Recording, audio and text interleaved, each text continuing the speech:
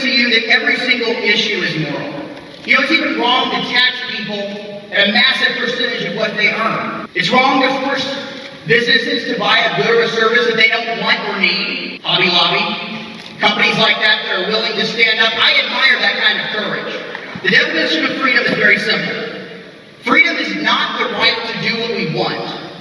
Freedom is the power to do what we ought. There is a version of this story where Josh Duggar quietly serves his time, keeps his head down, and eventually walks out of a minimum security facility having caused no one any further trouble.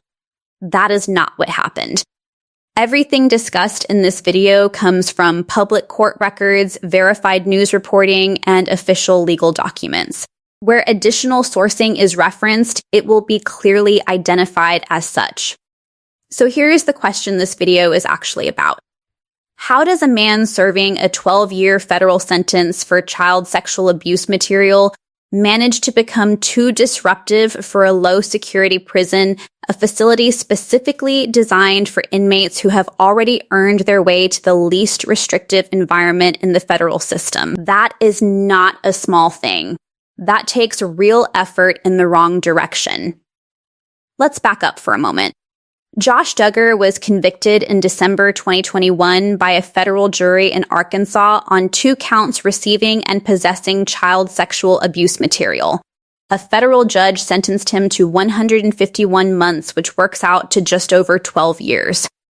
He was eventually transferred to FCI Seagoville in Texas, a low-security federal correctional institution. In the federal prison system, that placement is actually considered favorable. Inmates earn their way there through good behavior and program participation. It is not a starting point, it is a reward. And this is the part that is important to understand about how the federal system works. Low-security facilities like Seagoville operate largely on trust and earned privilege. Inmates are not under constant guard escort. There is more movement, more freedom within the facility. The assumption is that everyone there has incentive to behave because misbehaving means losing that placement entirely. Most people in that environment protect it fiercely. Josh Duggar apparently had other priorities. Court records from April 2025 offer a window into what was happening inside. During testimony in open court regarding his motion to vacate his conviction, Duggar admitted to using another inmate's postage stamps, which is a direct violation of facility rules. He also testified that a staff member at Seagoville had allegedly helped him make additional copies of legal documents and assisted with mailing them outside normal procedures. Now think about what that testimony actually did. Whether it was true or not, Duggar had just told a federal judge on the record that a prison employee violated policy on his behalf. That is an enormous problem for Seagoville's administration. A high-profile sex offender claiming staff are bending rules for him creates an immediate security and reputational liability for the entire facility. The court record now contains that claim. And then there were the phones. According to reporting that cites a knowledgeable source familiar with the situation, Duggar was allegedly found with contraband cell phones on multiple occasions, reportedly the 4th or 5th time such devices were discovered during his time at Seagoville. Under the terms of his sentence, Duggar is prohibited from using cell phones, computers, or accessing the internet. Those are not suggestions. They are court-ordered restrictions specifically tied to the nature of his offense. What made this discovery particularly notable was where the phone was allegedly found.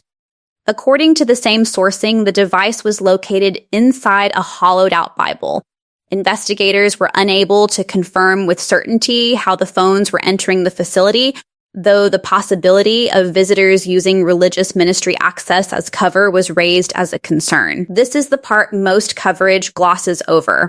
The phone itself is a serious violation.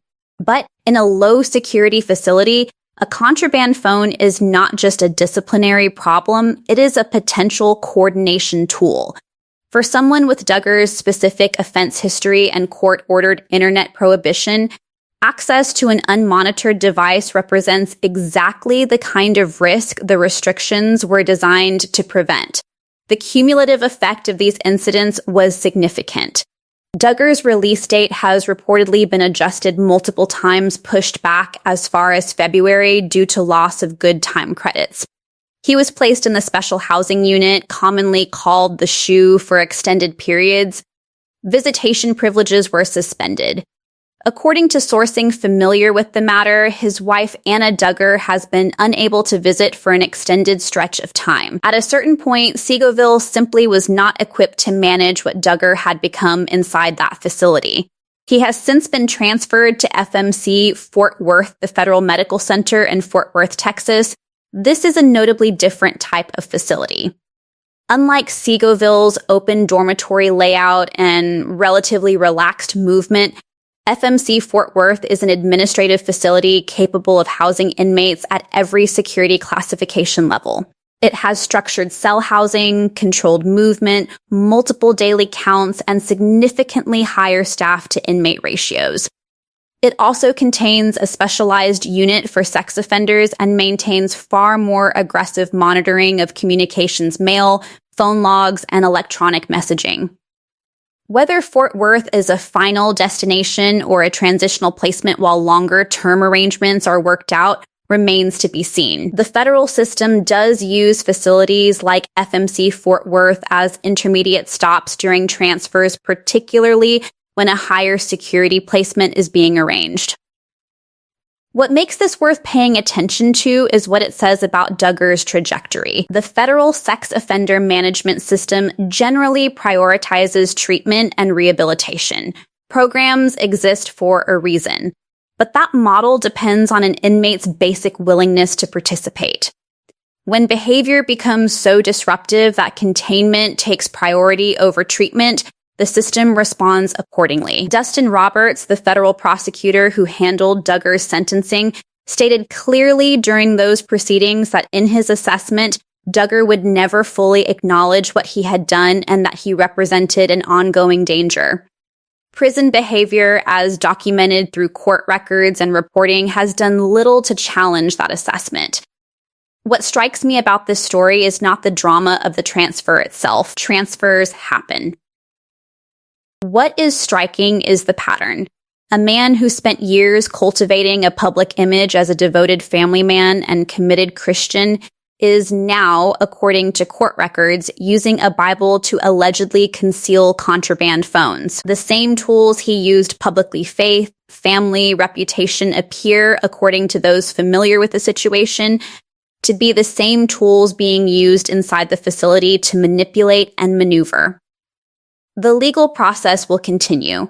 His appeal is still working its way through the courts. His family maintains its public posture of support. And Josh Duggar sits in a higher security federal facility not because the system failed him, but because by every available account, he simply refused to stop. That says something. And it is worth sitting with.